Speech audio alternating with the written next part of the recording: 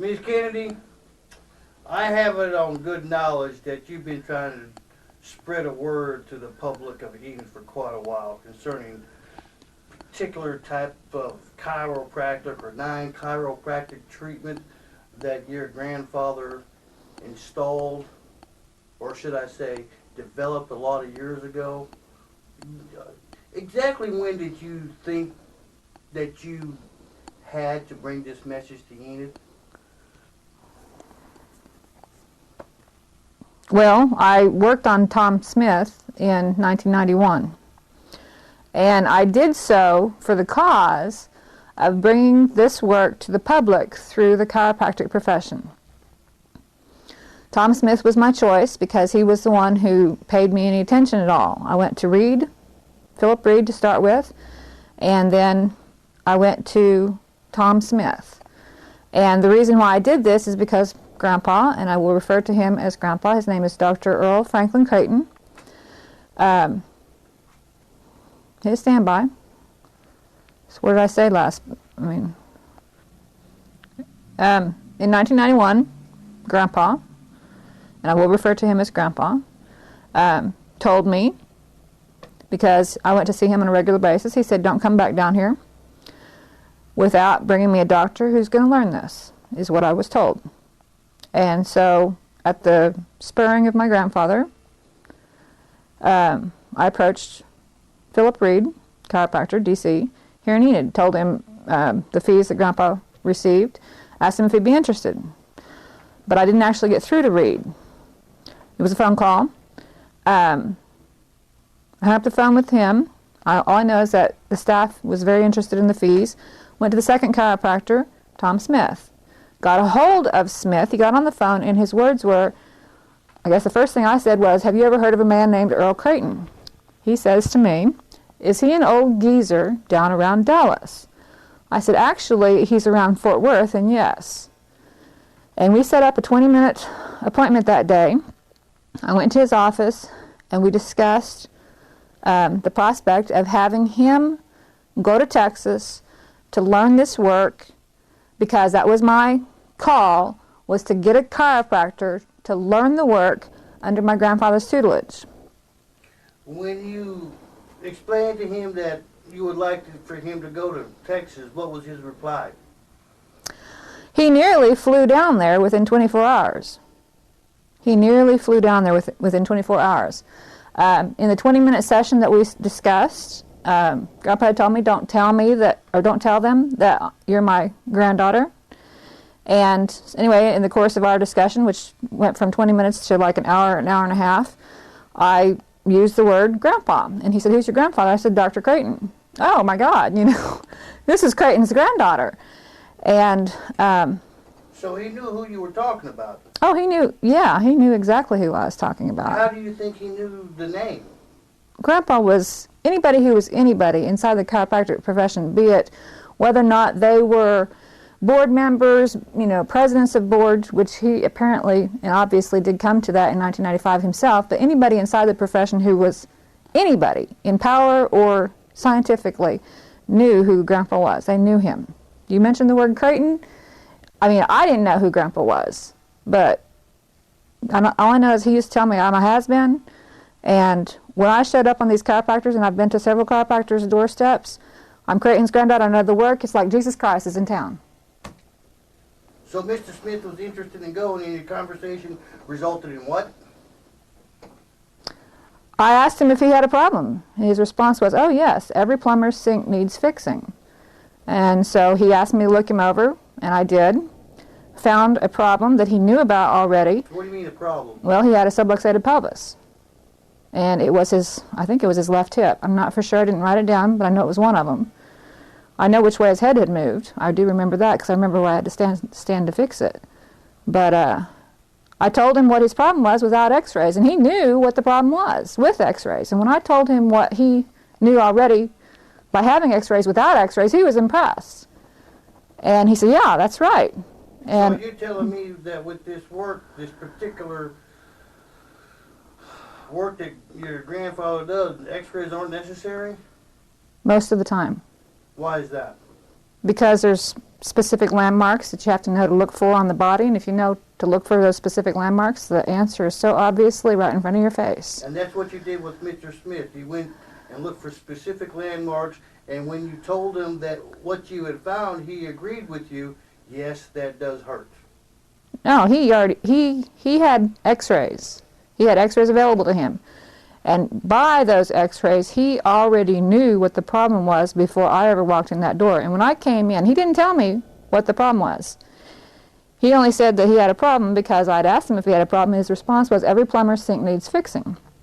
So he agreed to let me look him over to see if I could find it. And I told him I don't need X-rays. So he's like, okay, well, let's just see. Test.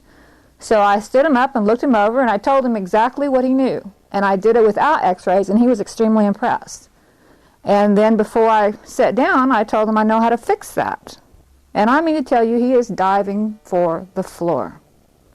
And I told him then and there, I said, hold on a second. I said, I'm worth $50 anyway. He looks up at me, and he's amazed, and he smiles, and he says, I'll pay your fee. He whips out of his wad of money, $50, and hands it to me in cash. And I put his hip in place right then and there. So when you say he was diving for the floor, he was ready and willing to experiment with your idea. He wanted it fixed. And I found out later that he'd been to numerous chiropractors and nobody could fix it. He knows who Creighton is, but I don't know who Creighton is. So if a chiropractor couldn't fix it, and you could, does this make Grandpa's work chiropractic? No, because it was his own research. Just Vicki Ressler, she says in the comments of the News and Eagle, oh, it was a chiropractor that did it. For the chiropractors to be able to claim it legally, they had to do two things. And I found this out recently by going through the court process. They had to have, one, taught it in their colleges, and two, embraced it by the board. I have documentation that proves that Grandpa tried to get it in the colleges. I also have documentation that proves that I tried to get the board to embrace it. So we made the effort in unison together. Me and Grandpa together did the things. We went to the head. We requested this. We brought the research to their attention. We requested that they bring up their standards. They refused. On what basis? Well, as I have found in the course of my practice here in this town, seeing, some cases that nobody else could help, it only takes about 3 sessions to really make an impact. And when I say really make an impact, I mean that you can actually get rid of the cause of the reason why a person's hurting. And not only do you get rid of the cause, but they're not hurting within like 6 weeks. So if you imagine, a miracle plan that can get rid of your problems, there's no need for ongoing and repeated therapy. So as you can guess, it's a money issue. But is this a guaranteed fix-all in every case? No, everybody's different. Every case is different. How long you've had the problem, how old you are, how much damage there is. All of those things are things to be considered, how much of a compensation has taken place in the spine, whether or not there's lipping and spurring. All of those things are considered. But I can tell you for the youth, 99.9% of the time, the kids are going to just be fixed. Ask me another question.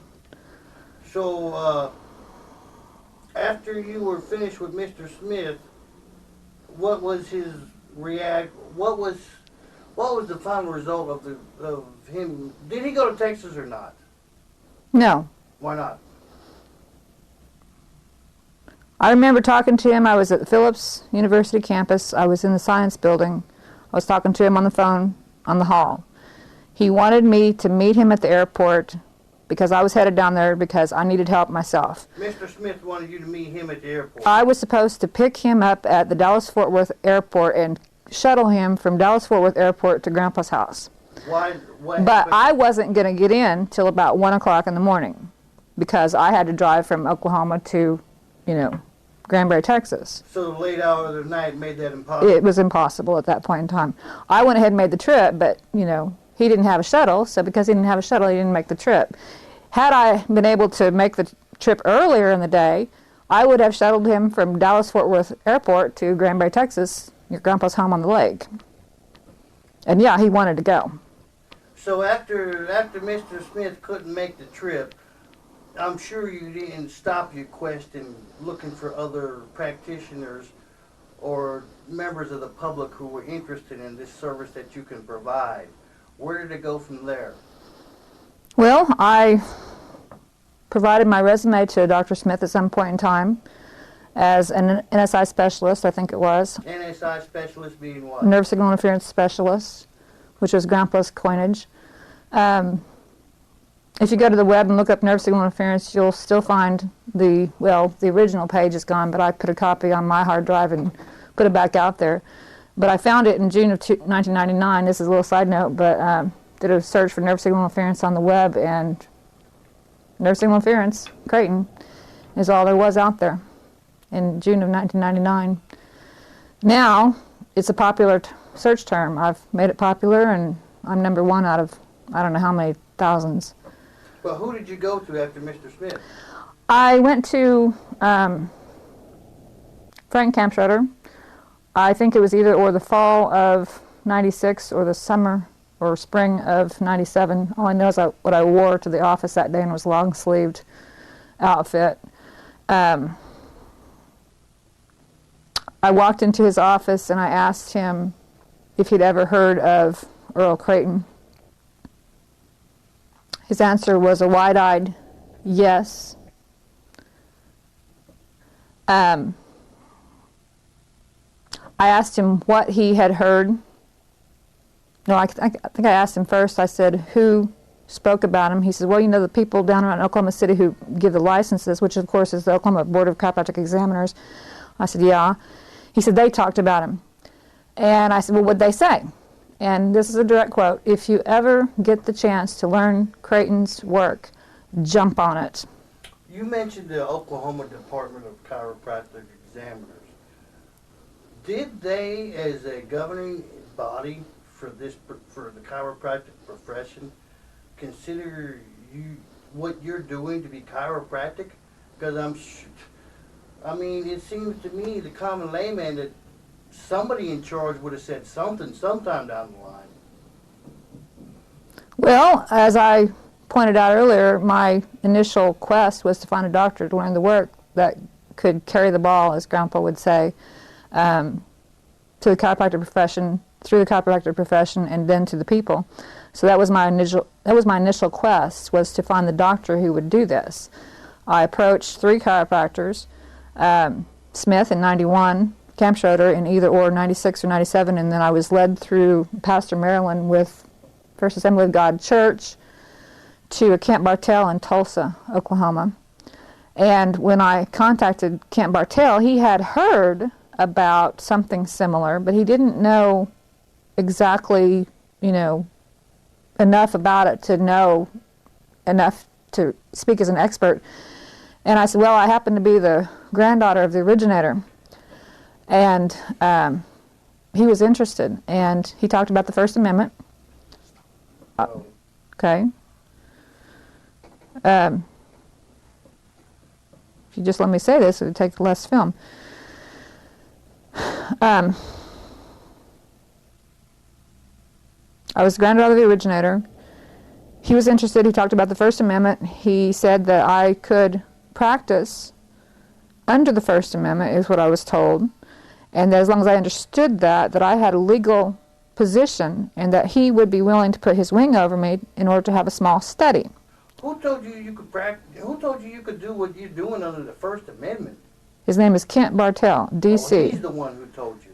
Yes. And he got his information from where? How did he come to this conclusion? I don't know for sure now. I just know that he was a chiropractor and had his license by that time. So he was willing to do it, although he was willing to do it with no fear of losing his license. Right. Right. He put his wing over me officially. I worked completely. In fact, I can work legally if it hadn't been for the judge's decision in the other direction today. But at that point in time, we hadn't got this far down the path, and he was willing to put his wing over me and have me into his office as a specialist that day. And we did have a small study. I worked on 6 of his problem cases. I worked on himself, his wife, and his receptionist, and every single one of them, except for one of the cases that came in that was not of his, staff and family, all had their hip out of place, every single one of them. including the doctor, his wife, and his receptionist. Every person I saw all had their head out of place. Everybody. And I worked on every single one of them, and they got results that nobody else could get. And as you were working on each one of them, the doctor showed no sense of panic or concern. Not even. So He was privileged. he had faith in your abilities. He had complete faith in my abilities. He had so much faith in my abilities that he didn't take his treatment until the end. Did he ever call it chiropractic? No. He's talked about Creighton. But I said to, I think, more than one of his clientele coming in there that I was here to make sure his work did not die. But he told me that he would be in touch. When I left his office, I was under the impression that he would be in touch, that we had yet, or I had yet to receive an educational fee for the 2.5 hours that I had spent in his office that afternoon. And I was promised that he would definitely be in touch. Now, what I will say is that this work is so simple and so easy that I figure the guy was savvy enough to, just by watching me, picked up on it. And so he really didn't need me back there to, critique him, I suppose you could say. He did confess to me at a later time that he was using the work in what he called a crisis situation when nothing else would work, and he was using it on kids. But he never paid me the educational fee, and he never kept me in the loop. Now, I was naive and didn't make him sign anything. And that's the whole problem. That's the reason why this is so controversial now, is because I have, in good faith, and for the cause of reaching the public, sacrificed in order to get this out to the public by going through the doctors. And doing that, I have willingly just done this without any contracts. Now, that was my mistake. I will not do that again. So he never did get a hold of you then? Never did. I contacted him. Yeah, I'm doing it on crisis situation and on kids. And this journey that you're on, after you were done with Mr. Bartel, I think you said his name Bartel, was? Canton Bartel. Where did it continue from there? He found, because he didn't keep me in the loop, and because... Not necessarily Mr. Bartel, but your personal journey. My personal journey? In an effort to spread this to the public, where did it go from there? I visited with the massage therapist, and I spent like 3 hours with him one day showing him everything in regard to the scientific discovery and the, groundbreaking results. I didn't actually work on him, and he didn't have any clientele, but we discussed the concept, and he rips the 9th and 10th Amendment Declaration off of the wall that he had on his wall, drops it in my lap and says to me, this is very important. He said, take this as a prototype, craft it for your own use. He said, if you don't do it, they will stop you, is what I was told. So, about 6 weeks later, I wrote up my own document, which now hangs on my wall, and it is on file with the Board of Chiropractic Examiners. It's on file with the Osteopathic Board of Examiners, the AMA's board, the Nurses Board, the Secretary of State, you name it. There you go.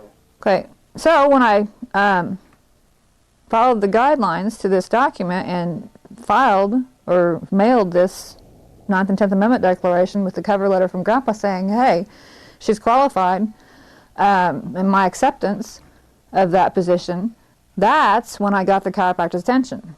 Now, What do you mean you got their attention? Well, I tried in July of that same year, and this is July of 2000. I wrote the chiropractors, and I have a document. I can pull that out, and I figure we will. But it says, basically, fly by, let me work with you. We don't have to fight. I know you know who he is. I know now what the significance of that means to you, and I'm prepared to help you, basically, is what I had to say. And I also gave him an ultimatum saying, hey, if you don't do this, if you don't do the right thing, then I'm going to have to carry this on without you. And I told them that. So you weren't threatening the chiropractic field or any one particular chiropractor, but you were expressing a willingness to maybe teach them. Improve on what they had. Right. As Grandpa tried to shift their paradigm and raise their standards, I was also motivated by the same force. I wanted to see the chiropractic profession flourish at that point in time. I wanted to see the standard be raised. I wanted to see my grandfather's work, Creighton's method, take the lead in what chiropractic would become in the future. That was my goal. So after you wrote the letter to the Chiropractic Board, was there ever a time that you actually faced the board? Well, they laughed at me. I'm absolutely sure that they laughed at me because I didn't get a response back. So months after that, like I said, I spoke to this massage therapist, and then of course I crafted the 9th and 10th Amendment Declaration and I put it on file with the chiropractors. Well, that got their attention. Then I get this letter, and I have that as well. We can pull that out too. And they're saying, cease and desist the practice of chiropractic. And I laughed. I said, I'm not practicing chiropractic. And so I called them up and I talked to their, I think it was Walter Jenny, Assistant Attorney General. And yes, I've been dealing with Attorney General's office since 1999. And he said, well, then you're going to have to come to Oklahoma City. I said, let's do it. Why did he want you to Oklahoma City? Because I had to go down there and tell them, hey, to your face, this is not chiropractic. So they wanted to meet you face to face and find out exactly what you were offering and how it differed, if it did at all, from chiropractic. Well, that's a noble stance. I don't think their cause was as noble. No, I would say no. I think what their motivation was is that they were trying to, well, in a nutshell, when I got to Oklahoma City and I made it to their Hilton and, was trying to get to the meeting, would you shut up and let me say this? I can't hear what you're saying. In a nutshell, when I actually showed up, they directed me to the top floor with my nose in the corner, and the meeting's going on downstairs. So I don't really think they wanted to hear from me. In fact, from what they had to say and what they did that afternoon or that night before I got there and trying to direct me in the wrong direction, they didn't want me there. So you keep on saying they. What do you mean by they when you say the they board, directed me? The Board of Chiropractic Examiners and the Attorney General's office. So there was a meeting going on at this hotel that you were supposed to be at, and when you got there... They invited me, and I have that document. They invited you, and when you got there, they tried to sidetrack you to get you away from that meeting. That's right. Why do you think they did that? It's politics. What politics? That's politics, and I spoke to Senator Milachik's office in regard to it. Sandy was her name, and I told her the story, and she agreed. That is politics. In what way? In that they were going through the motions of expressing an interest, but in all honesty had no interest? Right. So right. So I presume you eventually found the meeting that you were supposed to be at. Oh, of course. And what happened then? I told them this is not chiropractic. Well, no, I didn't tell them that. Hang on a second. I told them that their field was flawed, and I told them the reason why. And the reason why is because there is no such thing as a vertebral subluxation, and that is the bread and butter of the profession. And it is a lie. Absolute and complete lie, and that is from my grandfather, not from myself. That is from him, and I believe him. Vertebral subluxation is a partial dislocation of a vertebra. Well, a vertebra cannot partially dislocate without tearing the soft tissues around it. It doesn't happen. But that's what they're dealing with. What they're dealing with, what they call a vertebral subluxation, is just a compensation. And that is all. And that is what I told them. I didn't give them any details, and I told them I'm not going to hand it to them. I have made no agreements with the Chiropractic Board to educate them without payment. So at the end of the evening, after your discussion with the Board of Examiners, what was their, shall we say, attitude towards you? We were going to go our separate ways. Why? They were going to leave me alone, and I told them I didn't want anything to do with them because I'd tried for years and Grandpa had tried for years, and we were pretty much sick of it. And so we were just going to go our separate ways. And I told them at the end of the meeting, I said, because they're laughing at me, I said, well, I can see that you may think that this may, I may hurt somebody in the name of chiropractic. They were laughing at me. I went over and I talked to Walter Jenny after the meeting, and I said, well, I get something in the mail that says this is not chiropractic. And he said, no. And they laughed at me. So they never took you seriously? Well, they took me seriously because they had to take me seriously enough to get me down there. But what is it, my 15 minutes of fame? I'm nobody. I'm the layman according to the system. I don't have any documentation, any proof, any evidence that I know anything. But you know what? You put me in a clinical setting with any chiropractor or pit it against any chiropractor, any osteopath, and I will beat them hands down. Were there any warnings issued to you at that time when you left? No, they let me go. And that was that? And I was threatened with potential jail time or fines, and they let me go. Under what circumstances was jail time and fines possible? They were saying that I was practicing chiropractic medicine, but they did not hit me with either one of them, and they let me go. So at the end of the evening, you can make the presumption that they didn't think this was chiropractic. Otherwise, they would have insisted that you stopped right there and threatened to arrest you for practicing medicine without a license right then and there. Right. I would say that's an absolute truth. That if being that they did let me go, that it is a logical conclusion that they had conceded, albeit they were not prepared to go on the record, but they had conceded that this was not chiropractic and they couldn't do anything about it.